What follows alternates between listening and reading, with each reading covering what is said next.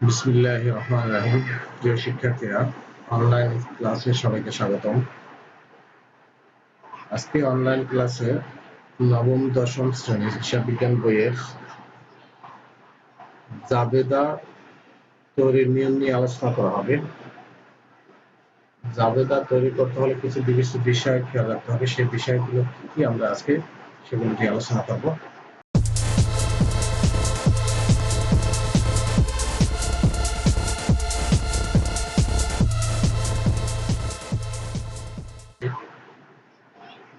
সাধারণ জাবেদা দাখিলা প্রদানের বিবেচ্য বিষয়। দুতর্ফ দাখিলা পদ্ধতি অনুযায়ী প্রতিটি আর্থিক লেনদেনে ন্যূনতম দুইটি পক্ষ বিদ্যমান। এই দুতরফা দাখিলা পদ্ধতির ভিতরে আমরা পড়েছি যে এই নিয়ম অনুযায়ী আর্থিক লেনদেনের দুইটা পক্ষ বিদ্যমান থাকবে, দুইটি সত্তা বা দুটি পক্ষ থাকবে। প্রত্যেকটা লেনদেনের দুটি পক্ষ থাকবে, ডেবিট পক্ষ এবং ক্রেডিট পক্ষ। এই দুটো পক্ষ দুটি হলো, একটা হলো ডেবিট পক্ষ আর একটা হলো ক্রেডিট পক্ষ। জাবেদা দাখিলার মাধ্যমে আমরা এই দুইটি পক্ষকেই চিহ্নিত করি। এখন যে আমরা জাবেদার নিয়ম শিখবো, সেই জাবেদার ভিতরে এই দুটো পক্ষকেই আমরা অঙ্কগুলো করব। লেনদেনের জন্য সর্বদা একটি ডেবিট ও একটি ক্রেডিট পক্ষ হবে, তা সর্বক্ষেত্রে প্রযোজ্য নয়। লেনদেন অনুযায়ী একাধিক ডেবিট বা ক্রেডিট পক্ষ থাকতে পারে, তবে বিশেষভাবে লক্ষ্য রাখতে হবে ডেবিট পক্ষের মোট টাকার পরিমাণ যেন ক্রেডিট পক্ষের মোট টাকার পরিমাণ সমান হয়। এখানে হচ্ছে লেনদেন অনুযায়ী একটা লেনদেনের ভিতরে একাধিক ডেবিট এবং একাধিক ক্রেডিট থাকতে পারে বা থাকবে। যদিও একাধিক থাকে, তখন একটা বিষয় খেয়াল রাখতে হবে যে ডেবিট পক্ষ যে পরিমাণ টাকা হবে, ক্রেডিট পক্ষ তার সমপরিমাণ টাকা হবে। এখানে উল্লেখ্য, শুধু দুইটি পক্ষ চিহ্নিতই যথেষ্ট নয়, পাশাপাশি উপযুক্ত হিসাব শিরোনাম প্রদানও জরুরি। যদি ভুল বা অনুপযুক্ত হিসাব শিরোনাম লেখা হয়, তবে কখনই প্রতিষ্ঠানের প্রকৃত আর্থিক চিত্র প্রকাশ পাবে না। ভুল হলে তাহলে শিরোনাম ভুল হলে, লেখা ভুল হলে তখনই প্রকৃত অর্থে আর্থিক চিত্র প্রকাশ পাবে না। হিসাব অধ্যায় লেনদেন সংশ্লিষ্ট হিসাব সম্পর্কে ধারণা প্রদান করা হয়েছে। নিচে জাবেদা দাখিলের কতিপয় বিবেচ্য বিষয় উদাহরণ সহ উল্লেখ করা হলো। দেখি আমরা জাবেদা দাখিলের জন্য বিবেচ্য বিষয়গুলো কি কি আছে। এখানে ক নম্বর আছে পণ্য, মাল, চেক প্রভৃতি নামে কোনো হিসাব হবে না। এইখানে যে তিনটা আছে আরো অন্যান্য যা আছে, এই তিনটার নামে কোনো হিসাব হবে না। এখানে কি আছে দেখি আমরা, পণ্য বিক্রয় নগদান হিসাব ডেবিট, বিক্রয় হিসাব ক্রেডিট। এখানে একটা উদাহরণ দিয়ে দেখা যাচ্ছে, পণ্য বিক্রয় এরকম যদি লেনদেন থেকে যে পণ্য বিক্রয় করা হলো এত টাকা বা এত টাকা বা 50,000 45,000 50,000 5,000 যেটাই হোক না কেন, পণ্য বিক্রয় যদি থাকে তাহলে এই পণ্য নামে হিসাব হবে না, হবে নগদান হিসাব ডেবিট, বিক্রয় হিসাব ক্রেডিট। পণ্য ক্রয় বাবদ চেক প্রদান করছেন, এই পণ্য নামে কোনো হিসাব না, হবে ক্রয় নামে, ক্রয় হিসাব ডেবিট, চেক মানে ব্যাংক হিসাব ক্রেডিট। এখানে আমরা দুটো উদাহরণ আমরা দেখতে পারি, যেমন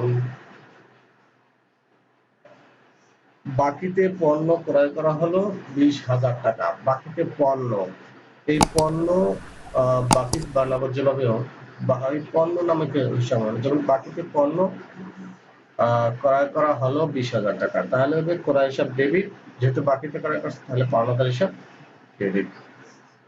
তারপরে সে নগদে মাল বিক্রয় করা হলো, এই মাল নামে কোনো হিসাব হবে না, হবে বিক্রয় হিসাব ডেবিট, নগদান হিসাব ক্রেডিট। তারপর চেক, চেক নামে হবে না, চেক শব্দ উল্লেখ থাকলে ব্যাংক এখানে উল্লেখ করতে হবে। যেমন এখানে দেওয়া আছে পণ্য ক্রয় এবং চেক প্রদান করছে, চেক প্রদান মানে ব্যাংক হিসাব ক্রেডিট।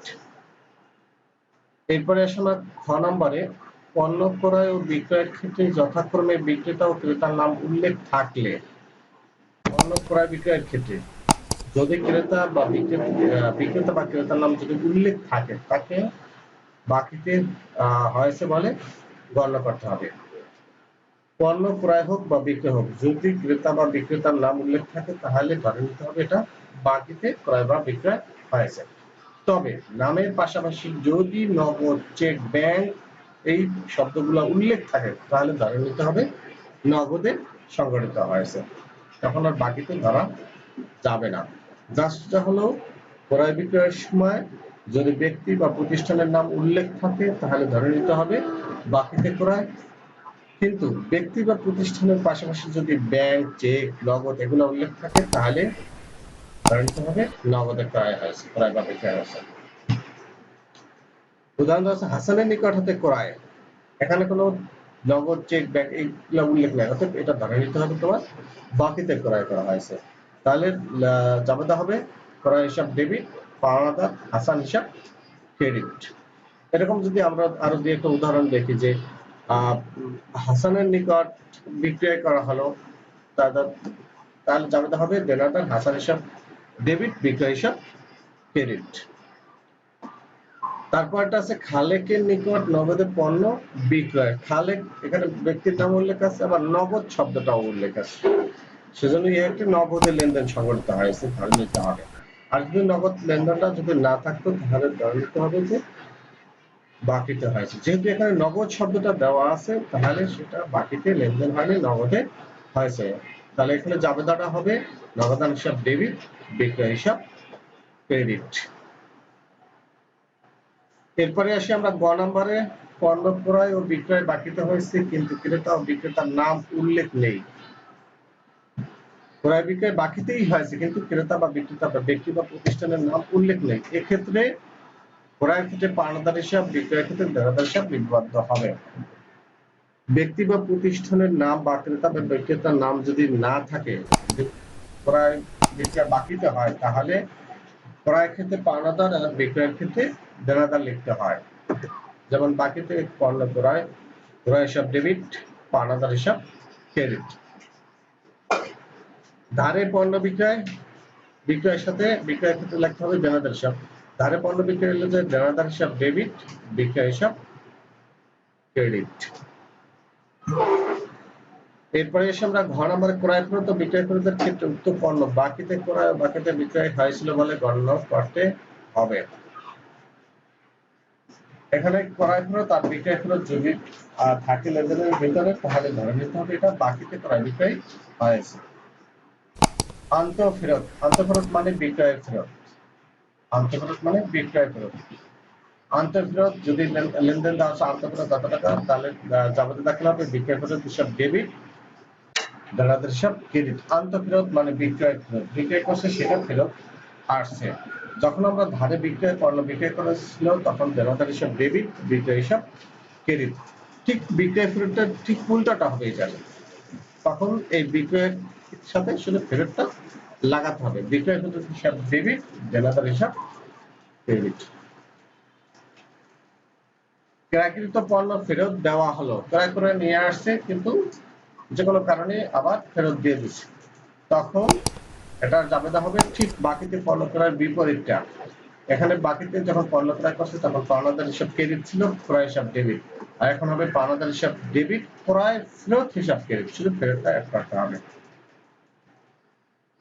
সম্পদ ক্রয় ও বিক্রয়ের ক্ষেত্রে নতুন, পুরাতন, ক্রয়, বিক্রয় প্রভৃতি শব্দ ব্যবহার করা যাবে না। সম্পদের বেলায় এই নতুন, পুরাতন, ক্রয়, বিক্রয় এই শব্দগুলো ব্যবহার করা যাবে না।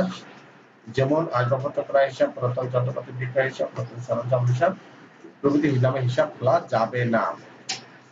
দেখি আমরা উদাহরণ দেখি। নতুন আসবাবপত্র ক্রয়, এখানে নতুন শব্দটা আসবে না, শুধু আসবাবপত্র হিসাব ডেবিট, নগদান হিসাব ক্রেডিট। পুরাতন যন্ত্রপাতি বিক্রয়, এখানে পুরাতন শব্দটা হবে না, নগদান হিসাব ডেবিট, যন্ত্রপাতি হিসাব ক্রেডিট।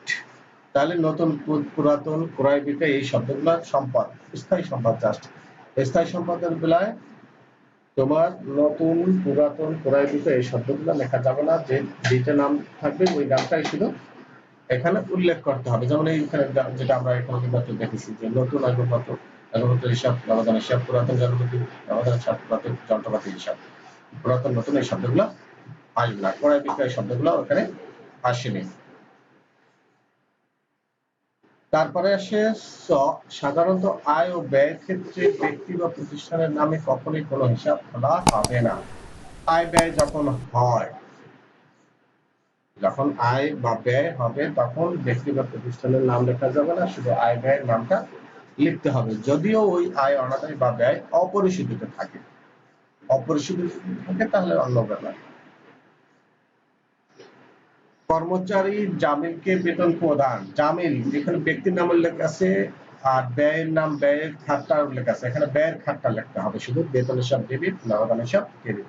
এখানে জামিল বা কর্মচারী জামিলের নাম লেখা যাবে না, এই নিয়মের ভিতরে আমরা এই মাত্র দেখেছি। মনি স্টেশনারি হতে বাকিতে মনিহারি দ্রব্যাদি ক্রয়। মনি স্টেশনারি একটা প্রতিষ্ঠানের নাম, এই প্রতিষ্ঠানের নাম এখানে কিন্তু লেখা হয়নি। বাকিতে যেহেতু ক্রয় করছে তাহলে এটা এখনো অপরিশোধিত আছে, সেজন্য মানে জাবেদা হবে যে মনিহারি হিসাব ডেবিট, বকেয়া মনিহারি হিসাব ক্রেডিট। তপু ট্রেডার্সের নিকট কমিশন প্রাপ্য হয়েছে। তপু ট্রেডার্স মানে এই প্রতিষ্ঠান কাছ থেকে কমিশন পাইছে, কমিশন প্রাপ্য হয়েছে কিন্তু এখন পর্যন্ত হাতে পায়নি, তাহলে এটা জাবেদা হবে প্রাপ্য কমিশন হিসাব ডেবিট, কমিশন আয় হিসাব ক্রেডিট। যেটা বকেয়া রয়ে গেছে এখন পর্যন্ত পায়নি, অনাদায় রয়ে গেছে, আদায় হয় নাই, সেজন্য এটা জাবেদা হবে প্রাপ্য কমিশন হিসাব ডেবিট, কমিশন আয় হিসাব ক্রেডিট। ব্যক্তিগত বা ব্যবসায় প্রয়োজনে পণ্য ব্যবহার, বিজ্ঞাপনের জন্য পণ্য বিতরণ।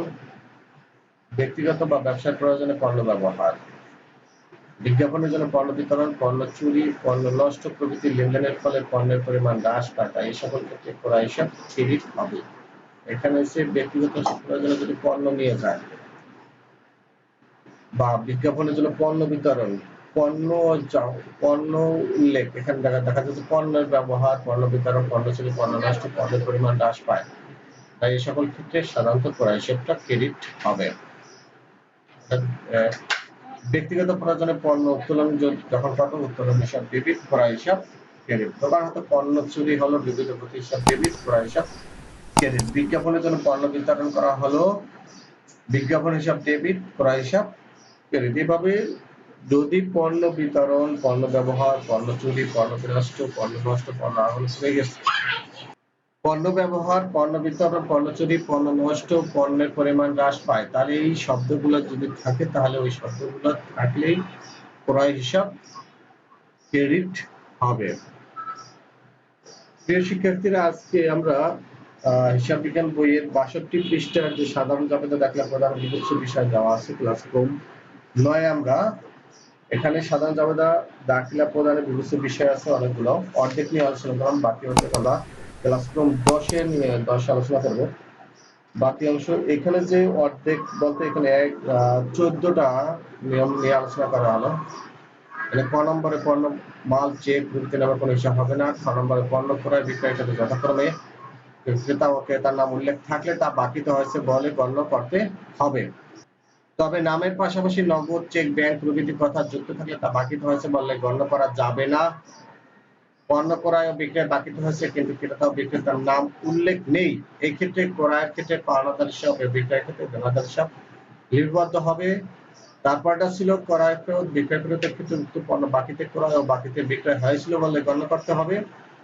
তারপরটা ছিল সম্পদ ক্রয় বিক্রয়ের ক্ষেত্রে নতুন, পুরাতন, ক্রয় বিক্রয় প্রভৃতি শব্দ ব্যবহার করা যাবে না, যেমন আসবাবপত্র ক্রয় হিসাব, পুরাতন যন্ত্রপাতি বিক্রয় হিসাব, নতুন অফিস সরঞ্জাম হিসাব প্রভৃতি নামে হিসাব খোলা যাবে না। 4 নম্বরে ছিল সাধারণত আয় ও ব্যয়ের ক্ষেত্রে ব্যক্তি বা প্রতিষ্ঠানের নামে কখনোই কোনো হিসাব খোলা হবে না, যদিও ওই আয় অনাদায়ী বা ব্যয় অপরিশোধিত থাকে। 6 ব্যক্তিগত বা ব্যবসায়িক প্রয়োজনে পণ্য ব্যবহার, বিজ্ঞাপনের জন্য পণ্য বিতরণ, পণ্য চুরি, পণ্য নষ্ট প্রভৃতি লেনদেনের ফলে পণ্যের পরিমাণ হ্রাস পায়, তাই এই সকল ক্ষেত্রে ক্রয় হিসাব ক্রেডিট হবে। তোমাদের বইয়ের ভিতরে যে বিভিন্ন বিষয়গুলো দেওয়া আছে তার প্রথম 7টি নিয়ে আজকে আলোচনা করা হলো। এই 7টা একদম মুখস্থ করার চেষ্টা করবে, তাহলে অন্ততপক্ষে সাধারণ যে জাবেদাটা আসছে তোমাদের সেই জাবেদাটা তৈরি করতে বা নির্ণয় করতে তোমাদের ভুল হওয়ার সম্ভাবনা খুবই কম থাকবে। প্রিয় শিক্ষার্থীরা, আজকে পর্যন্তই। এর পরবর্তীতে আরো বাকি বিবেচ্য বিষয় নিয়ে আছে, সেগুলো নিয়ে আবার পরবর্তী ক্লাসে আলোচনা হবে। আজকে পর্যন্ত সবাই ভালো থাকবেন। আল্লাহ হাফেজ।